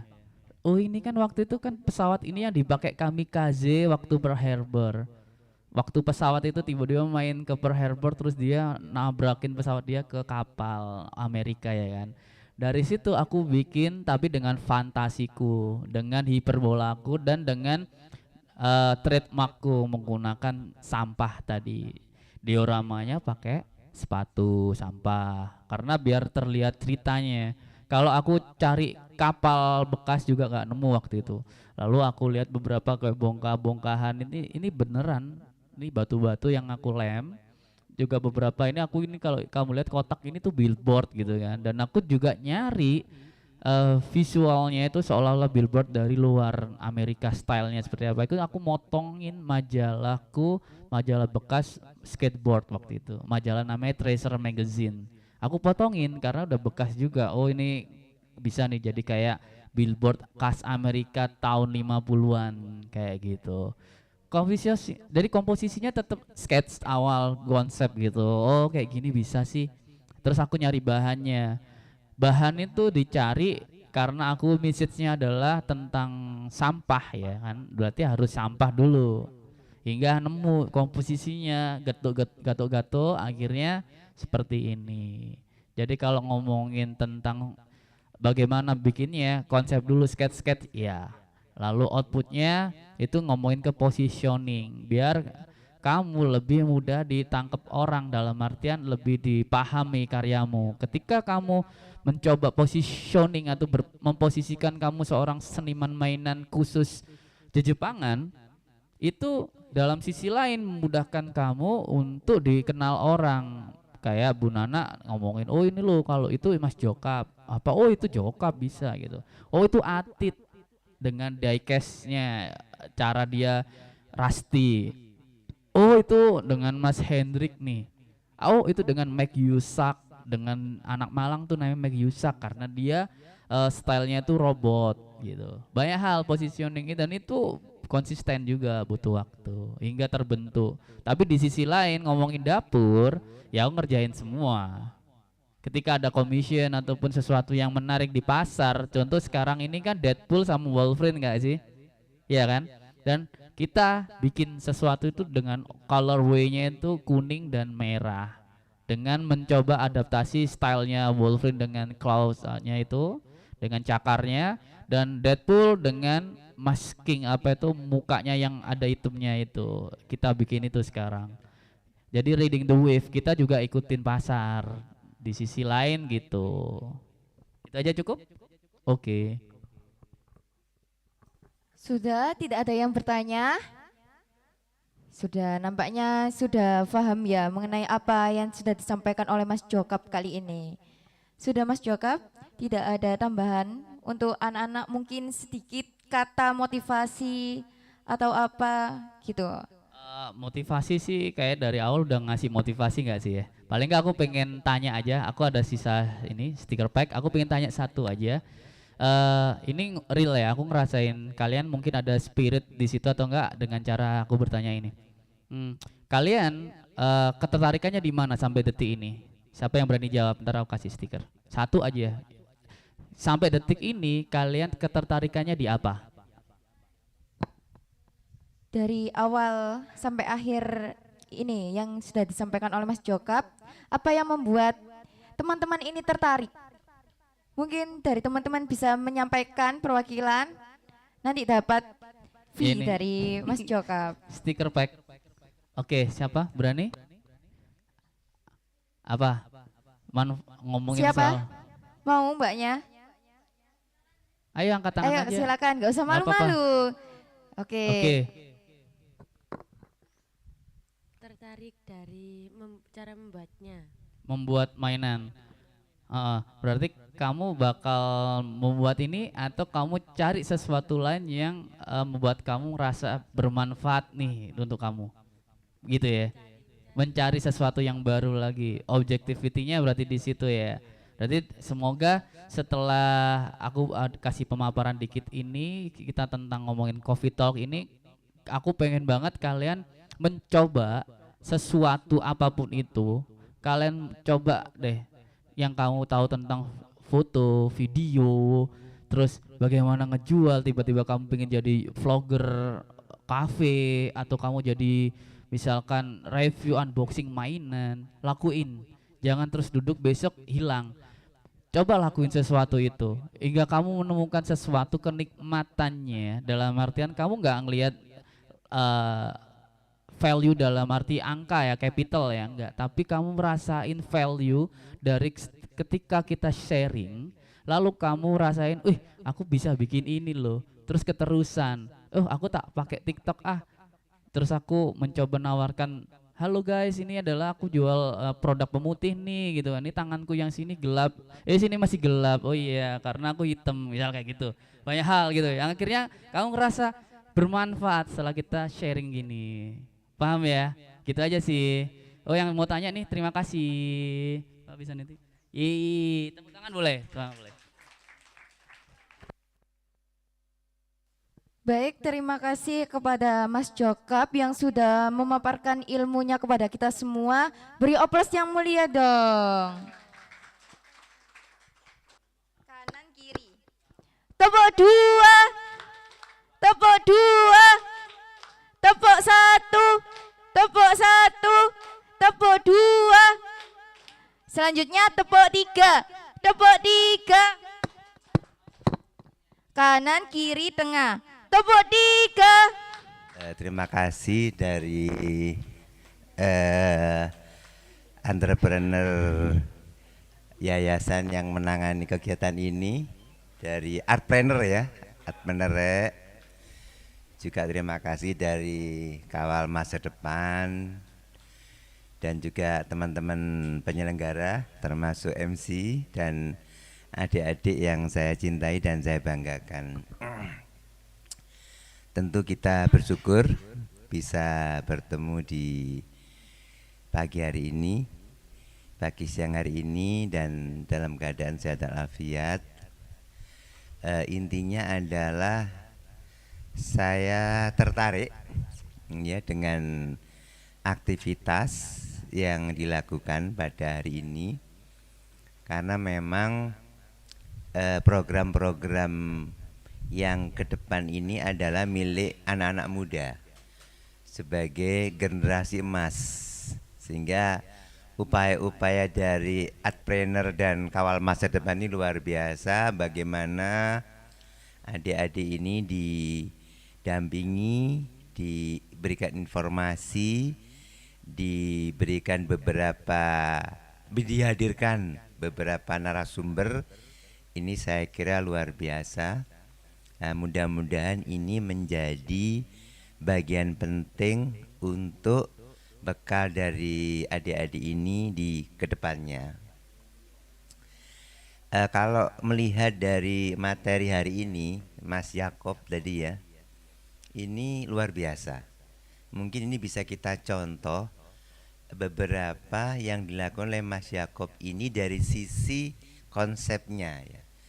Yang pertama adalah bagaimana Mas Yakob ini membantu masyarakat, membantu pemerintah, membantu ekosistem lingkungan, memanfaatkan limbah. Bagaimana kemudian limbah ini bisa bernilai tambah, ya kan? Ini saya kira luar biasa. Sehingga tentu tidak semua orang mampu yang demikian. Ini yang pertama. Jadi inputnya adalah bahan baku limbah. Inputnya. Tentu saja inputnya juga SDM yang punya skill, yang punya keterampilan, ya Mas Yakob dan timnya ini. Inputnya seperti itu. Inputnya juga bagaimana mendapatkan informasi tentang potensi-potensi limbah yang ada di sekitarnya. Ini saya kira luar biasa. Dari berbagai inputan itu kemudian ada proses. Bagaimana dengan keterampilannya itu diproses menjadi barang-barang yang kita lihat ini. Mulai dari desainnya, kemudian sampai ke proses produksinya, sampai ke bagaimana kemudian bisa memberikan kemanfaatan. Sehingga prosesnya ini luar biasa, termasuk saya tadi hebat memanfaatkan adik-adik sebagai jaringan ekosistemnya. Berarti apa?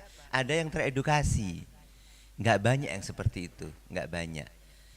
Nah, kemudian dari berbagai produksi ini tentunya tinggal sekarang bagaimana Mas Yakob ini membangun jejaring.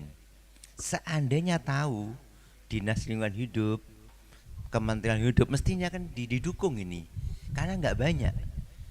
Satu, seandainya tahu masyarakat peduli lingkungan ini luar biasa, ini akan diapresiasi. Seandainya tahu juga BUMN, BUMD yang peduli ada itu, ini akan luar biasa. Nah, ini pentingnya pertemuan seperti ini.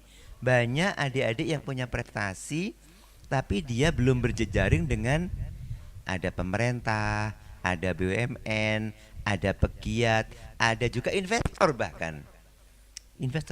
Kemarin ada adik-adik ITS yang ketemu saya, dia bisa merubah kulit pisang jadi kas kresek. Artinya apa? Tas kresek yang semula plastik dia rubah jadi kulit pisang. Alhamdulillah dapat bantuan pemerintah 2 miliar. Adik-adik ini baru semester 7 kalau nggak salah. Artinya apa? Karena dia terbaca oleh ekosistem lain, apa pemerintah, apa pegiat, investor. Nah, bukan tidak mungkin nanti ini bisa menginspirasi adik-adik semua bahwa sesuatu yang passionnya dapat bisa bernilai ekonomi. Seperti tadi Mas Yakob, ternyata barangnya bisa laku ke antar negara, bisa diekspor atau dibeli pesanan luar negeri yang dibayar dolar. Apa artinya ini? Ini luar biasa.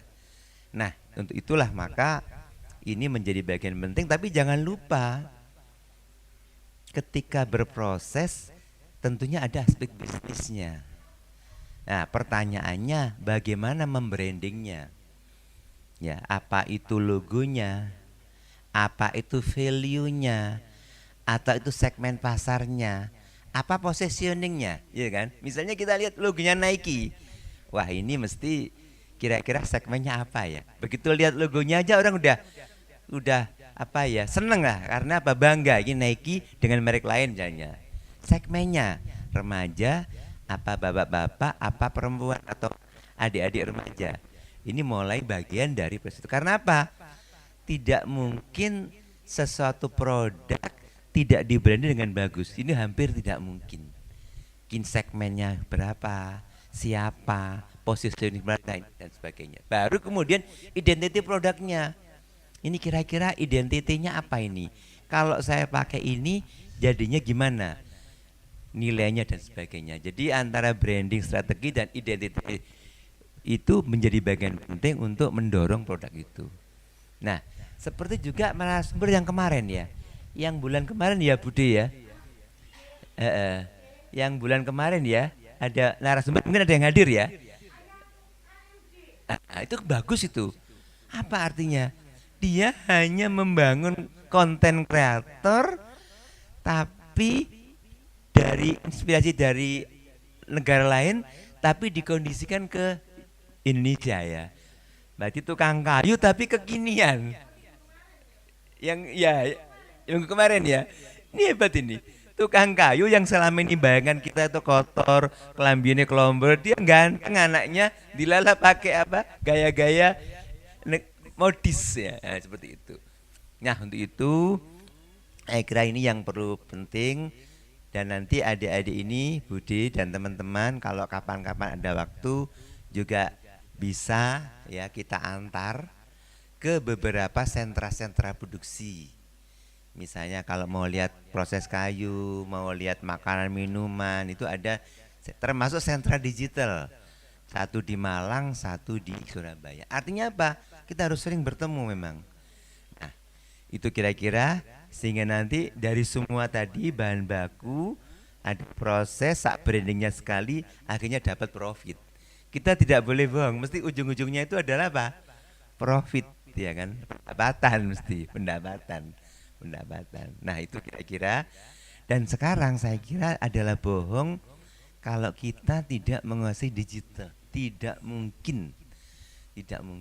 Segmennya kita sudah tahu semua kan, berapa jumlah anak muda umur sekian berapa, ini segmen pasar kita. Termasuk dukungan AI dan sebagainya juga bagian penting di samping yang sifatnya keunikan seperti ini. Jadi ini saya kira menjadi bagian penting. Mudah-mudahan nanti ini bisa terinspirasi. Mungkin ada yang masih SMK, ada yang sudah mungkin lulus. Kira-kira apa? Termasuk Mas Alfi ya. Mas Alfi yang yang punya ini saya kaget. Bagaimana seorang anak muda, menurut saya loh ya, dia bisa menciptakan kebutuhan pasar berupa ini apa kayak mebel-mebel yang dibutuhkan pabrik.